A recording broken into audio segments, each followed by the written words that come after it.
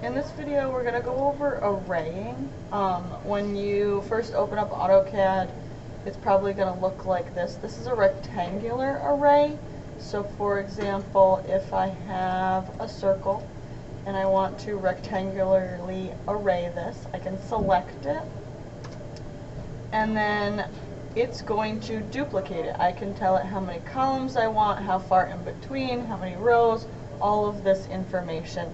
And it will duplicate that. Now, they are related to one another, but that's something we can talk about later on in another video. So I don't actually want a rectangular array right now. What I'm looking for is a polar array.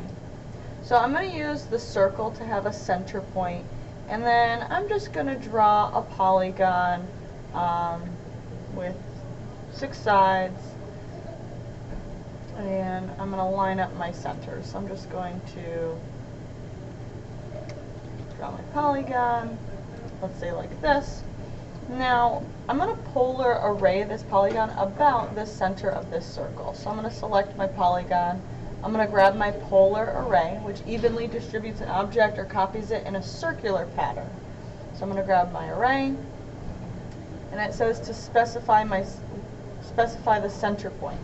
So I'm going to choose the center of my circle, and then it duplicates that. So I can determine how many I want. Let's say I want 10 of these. I can make those changes. If I wanted them to, if I needed to change rows or levels or anything else, I could do that. But this is how we can duplicate objects around a center point.